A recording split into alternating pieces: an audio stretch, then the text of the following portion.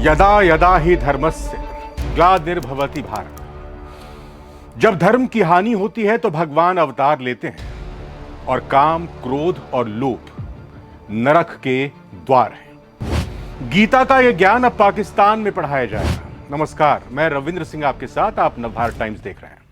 भारत और पाकिस्तान के रिश्तों की खबरें अक्सर तनाव, विवाद और राजनीति से जुड़ी होती है, लेकिन आज एक ऐसी खबर जो आपको हैरान भी करेगी और सोचने पर मजबूर भी कर देगी। पाकिस्तान में अब भगवत गीता और महाभारत पढ़ाई जाएगी। जी हां, ये वही गीता और महाभारत जो सनातन धर्म और भारतीय संस्कृति की पहचान है। पाकिस्तान की मशहूर university Lahore university of management sciences LUMS ने एक बड़ा फैसला लिया है।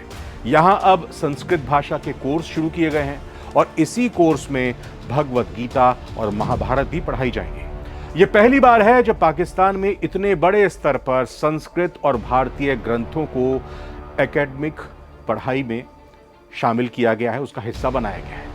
अब सवाल आपके मन में आ रहा होगा कि संस्कृत क्यों पढ़ाई जा रही है पाकिस्तान में? आजादी के बाद अब तक तो ऐसा हुआ नहीं। तो पाकिस्तान में संस्कृत क्यों है? इसका जवाब यह है कि पाकिस्तान की इस लाहौर यूनिवर्सिटी का कहना है कि संस्कृत सिर्फ धार्मिक भाषा नहीं, बल्कि एक प्राचीन, वैज्ञानिक और साहित्यिक भाषा है। संस्कृत में दर्शन, इतिहास, भाषा विज्ञान और प्राचीन सभ्यता की गहरी जानकारी मिलती है और इसी वजह से संस्कृत के जरिए गीता और महाभारत को धार्मिक ग्रंथ नहीं, बल्कि ऐतिहासिक और दार्शनिक ग्रंथ के रूप में पढ़ाया जाएगा। भगवत गीता और महाभारत सिर्फ पूजा पाठ की किताबें भर नहीं है। इनमें जीवन का दर्शन, कर्तव्य और कर्म का संदेश, युद्ध, राजनीति और समाज की गहरी समझ मिलती है। पाकिस्तान की यूनिवर्सिटी मानती है कि इन ग्रंथों को पढ़कर छात्र दक्षिण एशिया के इतिहास और संस्कृति को बेहतर ढंग से समझ पाएंगे। पाकिस्तान में इस फैसले पर किस तरह की प्रतिक्रिया आ रही है वो भी समझ लेते हैं। इस फैसले पर पाकिस्तान में मिली जुली प्रतिक्रिया देखने को मिल रही है। कुछ लोग इसे ज्ञान और शिक्षा की जीत बता रहे हैं, तो कुछ कट्टरपंथी सोच वाले लोग इसका विरोध भी कर रहे हैं। लेकिन यूनिवर्सिटी साफ साफ कह चुकी है कि यह पढ़ाई धर्म नहीं, शिक्षा और रिसर्च के उद्देश्य से है।